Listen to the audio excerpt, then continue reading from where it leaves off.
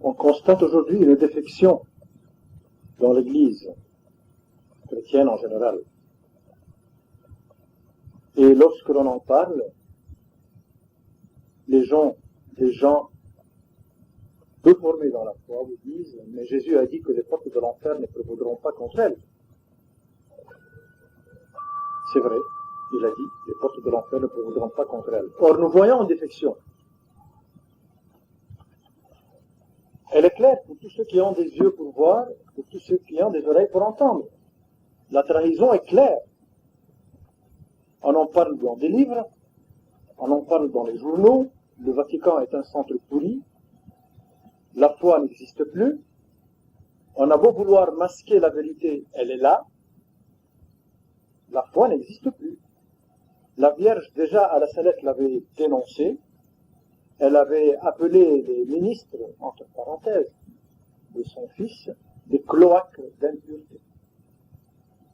Les portes de l'enfer ont prévalu contre cette Église. Jésus s'est-il trompé? Jésus est un menteur. Jésus est un faux prophète.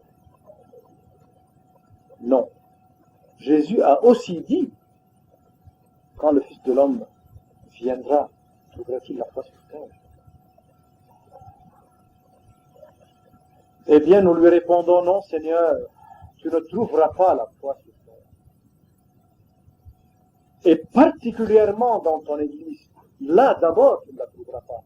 Et Seigneur, ce que tu as dit hier à un pauvre officier romain, il y a en son cœur plus de foi qu'en tout Israël.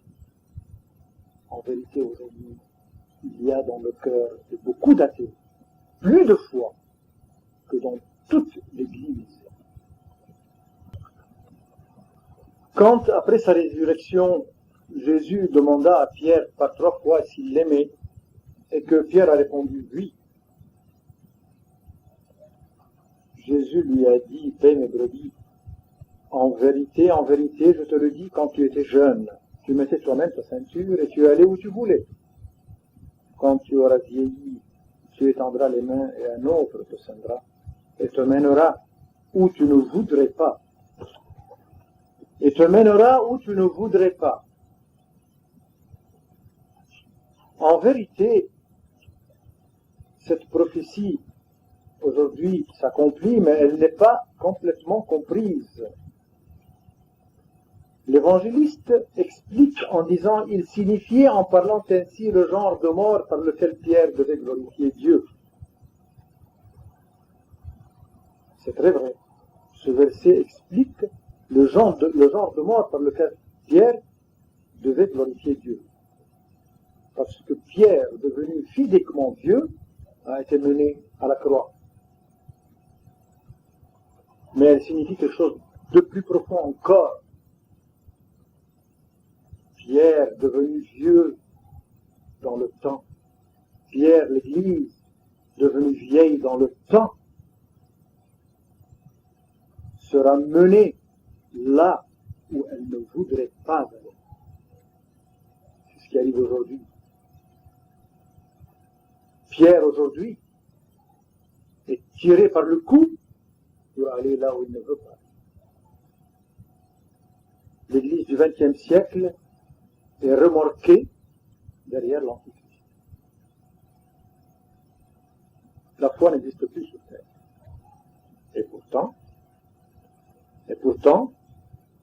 il est très vrai que les portes de l'enfer ne prévaudront pas contre l'Église. Car l'Église morte, vive l'Église. L'Église est morte, vive l'Église.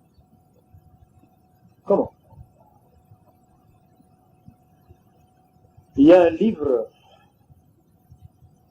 le livre de l'Apocalypse, le livre de la vie, le livre qui redonne la vie à l'Église, mais qui change toutes les perspectives. Ce livre qui a été donné par Jésus à Jean a pour but de redonner la vie à ceux qui croient en Jésus. C'est le livre de la résurrection. l'Apocalypse vient aujourd'hui pour redonner vie à tout ce que le démon a cru tuer. Et c'est pourquoi, au même moment où Jésus disait à Pierre de le suivre, Jean s'est levé lui aussi pour suivre Jésus et Pierre. Et Pierre lui dit, mais enfin, celui-là, qu'est-ce qu'il vient faire derrière nous? Et Jésus lui dit, que t'importe toi? Si moi je voulais qu'il reste jusqu'à ce que je revienne, toi que t'importe? Toi suis-moi. Alors les disciples ont cru que Jean ne devait pas mourir avant le retour du Christ. Mais comme ils n'avaient pas tout à fait compris la dimension de la mort de Pierre la première fois, c'est-à-dire qu'ils n'ont pas compris la mort spirituelle de l'Église en Pierre de la fin des temps, ils n'avaient pas encore compris que Jean devait physiquement mourir avant le retour du Christ, mais que Jean serait là par son apocalypse. Jean est là aujourd'hui. C'est une parole vraie, ce que Jésus a dit. Que t'importe toi? Si je voulais moi qu'il m'attende jusqu'à mon retour, si je veux qu'il me demeure jusqu'à ce que je vienne, que t'importe? Eh bien, il est là, Jean est là jusqu'au retour du Christ, par son apocalypse. Et c'est cet apocalypse qui prépare le retour du Christ. Jean est vivant. Et nous en sommes témoins. Nous sommes, nous, les prémices de ressuscités par l'Apocalypse. L'Église renaissante des cendres du vice qui a pu pénétrer le cœur des chrétiens par la faute de leur chair. L'Église est morte, mais vive l'Église. On disait autrefois, hors de l'Église, point de salut. Aujourd'hui, dans l'Église, point de salut.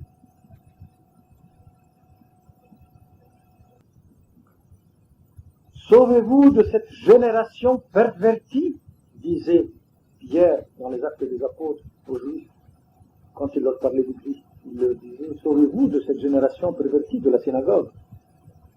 Aujourd'hui, nous disons les mêmes paroles, nous adressons les mêmes paroles aux chrétiens. Sauvez-vous de cette génération perverse qui est le cléricalisme, qui est cette église avec un petit e. Ce sont des cloaques d'impureté de ces gens-là. On ne peut plus les suivre. Auparavant, pour trouver Jésus, il fallait suivre le pape.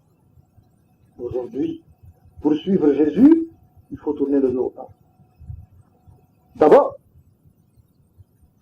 pour suivre l'ange de la qui est envoyé le livre ouvert pour marquer les 144 minutes.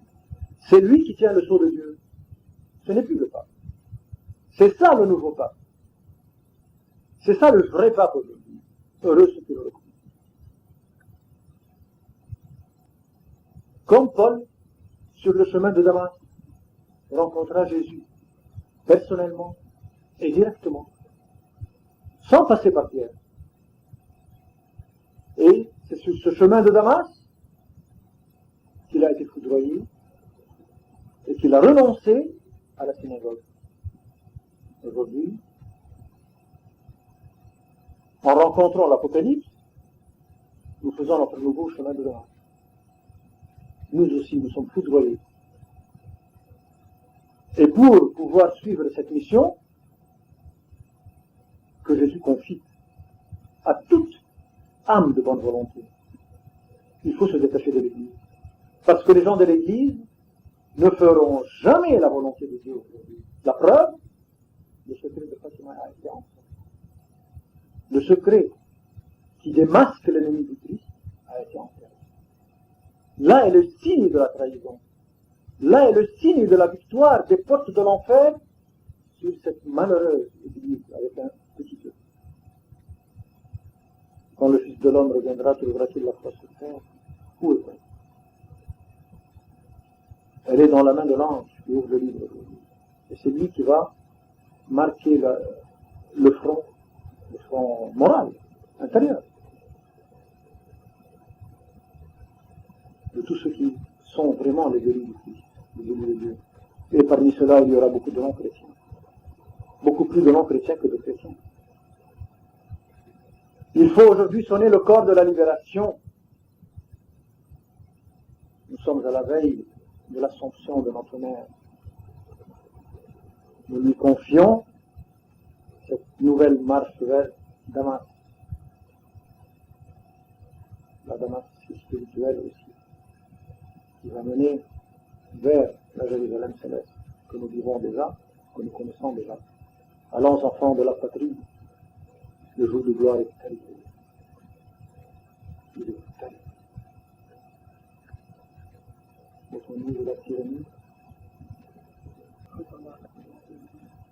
l'étendard sanglant élevé, l'étendard de l'Immaculée. Aux armes, citoyens. Aux armes, citoyens du ciel. Ce sont nos armes spirituelles. La plus grande arme, c'est de dire non à ce pacte avec un petit T. Vous dites à Jésus, il faut dire non à cet homme qui a trahi. Lui et tout ce que cela représente. Il ne faut plus avoir peur. Car la foi est morte, et on ne peut plus redonner la vie que par le livre de la vie. C'est fini. C'est pourquoi Jésus nous l'a donné. Cet Apocalypse. C'est pas pour rien. Et c'est pas pour rien qu'il a appelé le livre de la vie. Parce qu'il redonne la vie. Il te faut de nouveau prophétiser comme une foule de peuples, de nations, de langues et de voix. C'est à ce prix que nous prendrons part à la première résurrection. Amen.